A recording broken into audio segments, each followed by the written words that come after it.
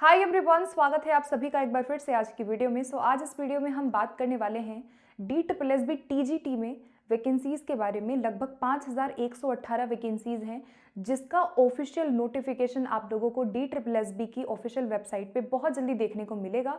और वैसे जो शॉर्ट नोटिस है अबाउट वैकेंसीज़, कितनी नंबर ऑफ वैकेंसीज़ आपकी आई हुई हैं, उसका शॉर्ट नोटिस आप लोगों ने ऑलरेडी देख लिया होगा। So in this video, I am going to talk about the subject combination and the eligibility criteria for TGT post. तो आप में से जितने भी कैंडिडेट्स हैं ऑल ओवर इंडिया से, अगर आप इन वैकेंसी में अप्लाई करना चाहते हैं तो watch this video till the end. आप लोगों को एक क्लैरिटी हो जाएगी। और कहीं भी अगर एज को लेकर के या और एलिजिबिलिटी को लेके कहीं भी कन्फ्यूजन है या कहीं भी हमें लगता है कि वहाँ पे आपको बहुत सारी जानकारी देखने को मिल रही है, तो उसको भी मैं वहाँ पे एड्रेस करूँगी। ठीक है, तो चलिए फिर स्टार्ट करते हैं। यहाँ पे सबसे पहले मैं बात करूँगी, यहाँ पे फॉर्म फिलिंग जो है आपका 8 फरवरी से 8 मार्च तक आपका फॉर्म फिलिंग की प्रक्रिया चलेगी। और बहुत जल्दी आपका मंडे के बाद कभी भी ऑफिशियल जो इसका डिटेल एडवर्टीजमेंट होगा, जहाँ पे एलिजिबिलिटी को डिटेल एक्सप्लेन किया जाएगा, वो आपको बहुत जल्दी मिलेगा और उसकी वीडियो भी मैं बनाऊँगी। तब तक आप लोग थोड़ा सा और वेट कर लीजिए। और 5118 वैकेंसीज़ हैं और अब ये मान के चलिए कि काफ़ी अच्छी मात्रा में ये वैकेंसी आई हुई है। मतलब हर बार DSSB जो है वो कम से कम 100 से कम ही वैकेंसी निकालता है, लेकिन इस बार अगर आप स्पेसिफिक पोस्ट पे देखेंगे तो मेल फीमेल की अलग अलग 3 डिजिट्स में हमें वैकेंसी देखने को मिली है। तो इसको प्रिपरेशन आप बहुत अच्छे से करिएगा। और अब बात करते हैं हम एलिजिबिलिटी क्राइटेरिया के बारे में कि आप एलिजिबल हैं या नहीं हैं। सबसे पहले ग्रेजुएशन की बात करूँ तो आपका 45% होना चाहिए। ग्रेजुएशन में काफ़ी स्टूडेंट्स पूछते हैं कि क्या हमारा 45% हर जो पर्टिकुलर सब्जेक्ट कंसर्न है क्या उसमें होना चाहिए या हमारा टोटल होना चाहिए, एग्रीगेट होना चाहिए। तो यहाँ पे जो 45% का क्राइटेरिया आपको मिल रहा है, ये आपका टोटल होना चाहिए। ऑल ओवर ग्रेजुएशन में आपका 45% वहाँ पे होना चाहिए। और there is a relaxation for SC/ST students. जितनी भी SC/ST कैंडिडेट्स हैं ऑल ओवर इंडिया से, आप सभी को यहाँ पे 5% का रिलैक्सेशन परसेंटेज में दिया जाएगा। ठीक है, तो अगर आपका 45% भी है तो भी आप एलिजिबल हैं और 5% रिलैक्सेशन SC/ST स्टूडेंट्स के लिए यहाँ पे दिया गया है। अब बात करते हैं दूसरा इम्पॉर्टेंट मैंडेटरी क्राइटेरिया है BEd। आप लोगों का BEd जो डिग्री है वो कंप्लीट होना चाहिए। और यहाँ पे मैं बात करूँगी RR रूल के बारे में। ठीक है, जैसे आप लोगों को काफ़ी सारी वीडियोज़ इसकी दिख रही होंगी कि क्या एग्जैक्टली क्राइटेरिया है। तो जो नया रिक्रूटमेंट रूल 2023 में कुछ महीने पहले, 5-6 महीने पहले आया था, और उस RR में ये बोला गया कि या तो आपका DLED होना चाहिए या तो आपका इंटीग्रेटेड कोर्स होना चाहिए। जैसे BA BEd, BSc BEd लोग कर लेते हैं। BA BEd आपका इंटीग्रेटेड कोर्स होता है 4 साल का, BLED होता है 4 साल का। तो अगर किसी ने इंटीग्रेटेड कोर्स किया है या किसी ने DLED किया है, BLED किया है, तो भी वो अप्लाई कर सकता है। ये आपका नए रिक्रूटमेंट रूल में बोला गया था, लेकिन इसकी पुष्टि अभी हम नहीं कर सकते हैं। आप लोगों को डिटेल जो नोटिफिकेशन DSSB देगा अभी, उसमें आप देखते हैं कि यहाँ पे किस किस को शामिल किया जाता है, DLED को शामिल करेंगे या नहीं करेंगे। तो फाइनल का वेट करते हैं, क्योंकि DSSB कई बारी एज में आप देखो, आप एलिजिबिलिटी परसेंटेज में देखो, कई बारी वो डिफरेंट आप लोगों को नोटिफिकेशन में वो दिखाते हैं और फाइनल जो होगा उसी को हमें मानना होगा। ठीक है, तो अभी के लिए केवल BEd जिनका है कंप्लीट, उनका यहाँ पे वो एलिजिबल है। DLED वाला अभी नहीं बोलूँगी, वेट करिए ऑफिशियल नोटिफिकेशन का कि उसमें DLED है या नहीं है। अब बात करते हैं सीटेट पेपर 2 आपका होना चाहिए। अगर आपका BEd कंप्लीट है, सीटेट का पेपर 2 आपका वहाँ पे पास होना चाहिए। और जो लोग अभी 2024 वाला सीटेट देने जा रहे हैं, आप सभी लोग यहाँ पे एलिजिबल हो जाएंगे, बिकॉज जब तक इसके फॉर्म फिलिंग 8 मार्च तक चलेगा तब तक सीटेट का रिजल्ट आपके हाथ में आ जाएगा। ठीक है, तो सीटेट वाले सभी एलिजिबल हैं जो इस बारी देंगे। फर्स्ट ईयर में हो, सेकेंड ईयर में हो, किसी भी ईयर में आप सीटेट दे रहे हो, आप लोगों का सीटेट वहाँ पे मान्य होगा। ठीक है, मार्क्स की बात करते हैं। सीटेट में UR कैटेगरी के स्टूडेंट्स को 90 मार्क्स चाहिए होता है, और OBC दिल्ली के जो भी स्टूडेंट है जिनका OBC दिल्ली का सर्टिफिकेट है, उनको 82 मार्क्स चाहिए। अगर कोई भी कैंडिडेट OBC अदर स्टेट का ओबीसी है तो उनको यूआर में दिल्ली में काउंट किया जाएगा, आप लोग यूआर में आएंगे तो आप लोगों को जो मार्क्स चाहिए वो 90 चाहिए, नॉट 82, ठीक है। उसके बाद SC ST, सारे जो SC ST हैं सभी को 82 मार्क्स पे यहाँ पे वैलिड माना जाएगा, कोई भी हो, किसी भी स्टेट का हो। और फीमेल की बात करते हुए एज को लेकर के काफ़ी ज़्यादा इसमें DSSB में हमें देखने को मिलता है वेरिएशन, बिकॉज कभी 30 एज बोलते हैं, कभी 40 बोलते हैं, कभी 42 बोलते हैं, लेकिन मिनिमम एज अगर मैं बात करूँ, मिनिमम से मिनिमम एज जो होगा वो 40 वर्ष आपका ज़रूर होगा। 42 भी हो सकता है, जैसे मैंने बोला या तो 8 साल या तो 10 साल की रिलैक्सेशन DSSB देगा सभी महिलाओं को, कोई भी ऑल ओवर इंडिया से सभी विमेन को यहाँ पे रिलैक्सेशन दी जाती है। इसका कंफर्मेशन भी कब होगा, जब आपका फाइनल नोटिफिकेशन आएगा, बिकॉज जैसे मैंने बोला कि DLED होगा नहीं होगा, एज फीमेल की जो मैक्सिमम एज है वो कितनी होगी, 8 साल रिलैक्सेशन देंगे या 10 साल देंगे, ये डिपेंड करता है DSSB के फाइनल नोटिफिकेशन में। बिकॉज अभी जो PGT का नोटिफिकेशन आया था उसमें एज को 36 माना गया था, और तो मोस्ट प्रोबेबली चांस यही है कि मैक्सिमम एज 32 होगा फॉर मेल, एंड 3 साल की छूट OBC दिल्ली स्टूडेंट्स को दी जाएगी, और OBC अदर स्टेट को कोई छूट नहीं है 32 साल, और 5 साल की छूट SC ST कैंडिडेट्स को दी जाती है। इसी प्रकार अगर कोई PWD स्टूडेंट है तो उसके अकॉर्डिंग उसको 10 साल की रिलैक्सेशन वहाँ पे दी जाती है, और सभी महिलाओं को लगभग कम से कम 40 साल यहाँ पे मैक्सिमम जो रिलैक्सेशन है वो 8 साल का दिया जाएगा, बिकॉज जो लास्ट पेपर हुआ था उसमें 8 साल की छूट महिलाओं को दी गई थी। 10 साल भी हो सकता है, वेट करिए फाइनल नोटिफिकेशन का, कुछ दिन में पता चल ही जाएगा, ठीक है। तो आई होप कि क्लियर हो गया होगा, एज क्राइटेरिया को लेकर काफ़ी स्टूडेंट्स कंफ्यूज होते हैं। अब बात करते हैं डिग्री जो है आपका, जो जितनी भी अभी मैंने डिग्री यहाँ पे डिस्कस की है कि आपका B.Ed होना चाहिए, ग्रेजुएशन होना चाहिए, ये आपका कंप्लीट होना चाहिए, मतलब फॉर्म फिलिंग करने से पहले आपके हाथ में आपकी डिग्री, आपका टोटल मार्क्स होना चाहिए, ठीक है। तो यहाँ पे अपीयरिंग वाले नहीं भर सकते।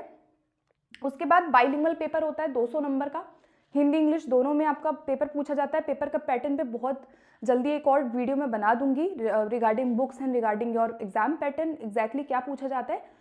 तो 200 नंबर का आपका पेपर होगा, बाइलिंगुअल होगा, और नेगेटिव मार्किंग है 0.25 की। तो इस प्रकार से इस वजह से कंपटीशन थोड़ा अच्छा यहाँ पे हो जाता है, बिकॉज नेगेटिव मार्किंग है, और टाइम आपको मिलेगा यहाँ पे 2 घंटे का TGT में, और CBT मोड यानी ऑनलाइन आपकी परीक्षाएं आयोजित की जाएंगी, ठीक है। तो part A part B 2 part है। आपका जो सब्जेक्ट होगा वो 100 नंबर का पूछा जाएगा यहाँ पे, और जो पार्ट A है उसमें आपका 5 एरियाज में उसको डिवाइड किया गया है, जिसमें आपको जो मिनिमम है वो 40% लाना अनिवार्य है। उसके बाद बाकी चीज़ें हम बाद में डिस्कस करेंगे, अभी आप इतना ही समझो कि 200 नंबर का पेपर होगा और 2 घंटे का टाइम मिलेगा। सारे कैंडिडेट एलिजिबल हैं, और जॉब और एग्ज़ाम लोकेशन जो है वो दिल्ली में ही होती है, इंटरव्यू नहीं होता है। मतलब आपको एक एग्ज़ाम देना है, अगर आप क्लियर कर लेते हो, कट ऑफ में आपका आ गया, तो आप वहाँ पे सीधा आपका जो जॉब है वो दिल्ली में आपका फिक्स है। इंटरव्यू नहीं होता, इसके बाद सीधा आपका डॉक्यूमेंट वेरिफिकेशन किया जाता है, एंड एग्ज़ाम जॉब दोनों ही दिल्ली में आपको दिखेगा, और जो जॉब होती है वो दिल्ली में ही परमानेंट यहाँ पे होती है। ऐसा नहीं होता है कि आप कुछ साल बाद अपने स्टेट में आप जॉब ले लेंगे, तो दिल्ली में ही ये जॉब है, ठीक है। तो ये हो गया कुछ बेसिक बात। और MCD, DOE और NDMC तीनों ही फील्ड में अलग अलग वैकेंसी यहाँ पे PRT की बात करूँ या TGT की बात करूँ, ये लोग निकालते हैं। तो काफ़ी अच्छी पोस्ट है और चांस है आपके पास, बहुत ही गोल्डन अपॉर्चुनिटीज़ को मैं बोलूँगी, ठीक है। अब बात करते हैं सब्जेक्ट कॉम्बिनेशन की कि क्या कॉम्बिनेशन मांगा गया है। और यहाँ पे मैंने 4 यहाँ पे जो पोस्ट हैं वो यहाँ पे लिखा है, बिकॉज RR रूल जो आया था, न्यू रिक्रूटमेंट रूल जो TGT के लिए आया था, उसके अंतर्गत जो सब्जेक्ट कॉम्बिनेशन है उसमें बहुत बड़ा चेंज इन्होंने बोला। इन्होंने ये बोला कि जो पहले सब्जेक्ट कॉम्बिनेशन होता था कि आपका 2 साल ये 2 विषय होने चाहिए, उसको यहाँ पे इन्होंने चेंज किया है, ठीक है। तो अगर मैं TGT SST की बात करूँ, TGT सोशल साइंस से जो तैयारी करना चाहता है, तो आप ये जितने भी विषय देख रहे हैं, हिस्ट्री हो गया, pol science, geography, economics, sociology, business studies and statistics, इनमें से कोई भी एक सब्जेक्ट अगर आपने 2 साल पढ़ा है, 2 ईयर्स आपने कोई भी एक सब्जेक्ट इसमें से आपने पढ़ा है अपने ग्रेजुएशन में, तो आप TGT SST के लिए वहाँ पे अप्लाई कर सकते हैं। तो आपका जो भी कोर्स था, आपने जो भी किया, तो उसमें आप देख लीजिए कि कोई एक सब्जेक्ट था जो आपने 2 साल पढ़ा है, अगर पढ़ा है तो आप यहाँ पे एलिजिबल हैं। बात करते हैं टीजीटी नेचुरल साइंस, तो यहाँ पे जितने विषय आपको दिख रहे हैं ये आपका न्यू रिक्रूटमेंट रूल का मैं बता रही हूँ, ठीक है। और एक बात और कहूँगी, ये न्यू रिक्रूटमेंट रूल है DSSB पे डिपेंड करता है कि वो इसको अपने नए एडवर्टीजमेंट, नई वैकेंसीज में जो वो जारी करेगा फाइनल DSSB बोर्ड, तो क्या वो इसको ऐड करता है या नहीं करता है, इस चीज़ पे अभी भी थोड़ा थोड़ा संदेह हम लोगों को है। क्योंकि जैसे मैंने बोला DSSB बहुत अनसर्टेन बोर्ड है। महिलाओं की एज कभी 40 कर देगा, कभी 42 कर दिया, कभी 8 साल घटा दिए, 8 साल दिए, कभी 10 साल दिए, कभी 30 कर दिया, कभी 32 कर दिया, तो अनसर्टेनिटी इज़ देयर। बट मैं वही चीज़ बता रही हूँ जो आपका न्यू रूल जो आपका यहाँ पे आया था, ठीक है। सो आगे देखते हैं। उसके बाद टीजीटी नेचुरल साइंस की बात करूँ तो आपका physics, chemistry, bio, botany, geology, anthropology, life science हो गया, biochemistry, biomedical, microbiology and applied science and geology अगर आपका है यहाँ पे कोई भी विषय, आपने एक विषय कोई भी, any one subject if you have studied in your graduation for 2 years then you will be eligible for TGT natural science, ठीक है। बात करते हैं मैथ्स हो गया, इंग्लिश हो गया, या फिर अगर मैं बात करूँ संस्कृत का, तो वही है कि संस्कृत एज अ सब्जेक्ट 2 साल पढ़ा हो, मैथ्स एज अ सब्जेक्ट आपने पढ़ा हो, इंग्लिश एज अ सब्जेक्ट पढ़ा हो। किसी ने इंग्लिश ऑनर्स किया था तो इंग्लिश के लिए वो हो गया, किसी का संस्कृत था वो संस्कृत के लिए हो गया, किसी का हिंदी है वो हिंदी के लिए हो जाएगा। मैथ्स है तो आपका मैथ्स होना चाहिए, ठीक है। जो स्टूडेंट्स कॉमर्स वाले होते हैं तो आप लोग अपना सब्जेक्ट देख लीजिए। और हाँ, एक चीज़ और यहाँ पे बोलूँगी, अगर आप 2 पोस्ट के लिए यहाँ पे एलिजिबल हैं, ठीक है, अगर आप कोई भी 2 ऐसे पोस्ट हैं, 2 मान लीजिए कोई ऐसा स्टूडेंट है जो टीजीटी एसएसटी के लिए भी एलिजिबल हो रहा है और वो टीजीटी मैथ्स के लिए भी हो रहा है, या कोई स्टूडेंट है जो टीजीटी मैथ्स के लिए भी हो रहा है एज वेल एज वो टीजीटी नेचुरल साइंस के लिए भी हो रहा है, तो आप दोनों पोस्ट पे यहाँ एग्ज़ाम दे सकते हो, ठीक है। तो दोनों पोस्ट, एक कैंडिडेट जो है वो 2 पोस्ट पे एग्ज़ाम दे सकता है, ऐसा कोई वो नहीं है कि आप एक ही पोस्ट पे यहाँ दोगे। तो ये है आपका सब्जेक्ट कॉम्बिनेशन। वेरिएशन अभी भी हो सकता है, ठीक है, जब तक फाइनल ना आ जाए तब तक हम यहाँ पे इसी को मानेंगे सच। और जब आपका फाइनल एक बारी नोटिफिकेशन और आ जाएगा तो मेन जो चीज़ें हैं, एज आपका फीमेल, बेसिकली फीमेल एज देखना होगा कि इस बारी DSSB क्या मानता है, कम से कम 40 तो ज़रूर होगा, ठीक है। तो सभी फीमेल जो है वो इसकी तैयारी करना स्टार्ट कर दीजिए अगर आप एलिजिबल हैं। फाइनल एज, फाइनल परसेंटेज कभी 50 बोलता है, कभी 45 बोलता है, तो लेकिन यहाँ 45 ही आपका ज़्यादातर चांस है 95% की, 45% ही माना जाएगा और उसमें रिलैक्सेशन 5% आपको दी जाएगी। तो परसेंटेज हो गया, या आपका DLED है ना, बीएड तो है, बीएड अगर है तो कोई दिक्कत नहीं है। किसी का बीएड नहीं है और किसी का DLED है, वो चाहता है अप्लाई करना, तो आप लोग वेट करो कि क्या DLED वहाँ पे BLED DLED ये लोग शामिल है या नहीं है, ठीक है। और सीटेट का पेपर 2 आपका ये कंपलसरी है, ये आपका होना चाहिए, ठीक है। 1 से काम नहीं चलेगा, यहाँ पेपर 2 आपका चाहिए। और यहाँ पे जो सब्जेक्ट कॉम्बिनेशन है वो मोस्ट प्रोबेबली आपका यही फॉलो किया जाएगा।